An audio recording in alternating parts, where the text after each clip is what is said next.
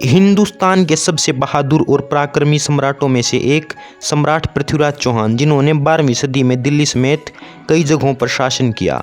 मोहम्मद गौरी ने दिल्ली पर 16 बार हमला किया और 16 बार पृथ्वीराज चौहान और इनकी सेना ने उसे बुरी तरह पराजित किया। पृथ्वीराज चौहान ने मोहम्मद गौरी को 16 बार माफ़ किया।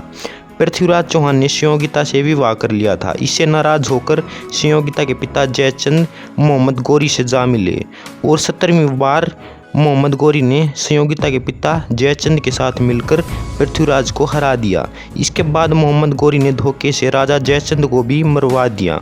सम्राट पृथ्वीराज को बंदी बनाकर मोहम्मद गौरी के सामने पेश किया जाता है। मोहम्मद गौरी कहता है, पृथ्वीराज, मैं भी तुम्हें माफ़ कर सकता हूँ यदि तुम हमेशा मेरे गुलाम बनकर हो। सम्राट पृथ्वीराज कहते हैं, मैं पृथ्वीराज चौहान हूँ, गुलाम बनकर रहने से अच्छा मैं मृत्यु को प्राप्त हो जाऊँ। गौरी कहता है, अपनी आंखें नीची कर।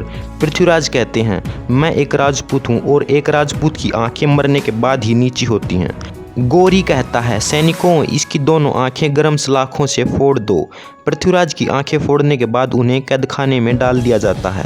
तभी पृथ्वीराज चौहान के दोस्त चंद्रबरदाई को इस खबर का पता चलता है। चंद्रबरदाई तुरंत गौरी को समझाने के लिए वहां पहुंचता है, लेकिन गौरी उसे भी कैदखाने में डाल देता है।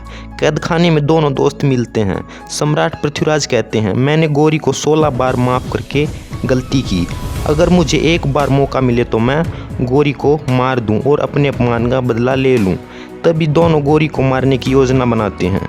चंद्रबरदाई कहते हैं, मैं दोहे के द्वारा बताऊंगा कि गौरी कहाँ बैठा है, फिर आप अपना काम कर देना। अगले दिन तीरंदाजी का मुकाबला होता है, जिसमें सम्राट पृथ्वीराज भी भाग लेते हैं। चंद्रबरदाई कहते हैं, सुल्तान आप हुक्म दें। गौरी 3 बार कहता है, तीर चलाओ पृथ्वीराज चौहान। तभी चंद्रबरदाई एक दोहा कहते हैं, 4 बांस 24 गज, अंगुल अष्ट प्रमाण, या ऊपर सुल्तान है मत चूको चौहान।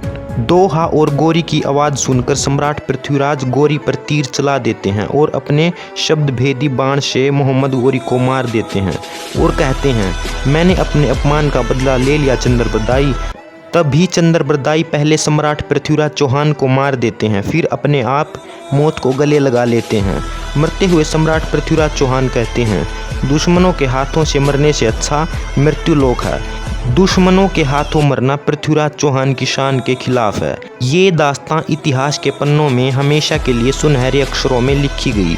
इतने बहादुर, स्वाभिमानी और पराक्रमी सम्राट पृथ्वीराज चौहान को मेरा शत शत नमन। अगली वीडियो आपको किस टॉपिक पर चाहिए मुझे कमेंट करके ज़रूर बताना और ऐसी ही इंटरेस्टिंग वीडियोज़ के लिए वीडियो को लाइक करके चैनल को सब्सक्राइब ज़रूर कर लेना। जय हिंद, जय भारत।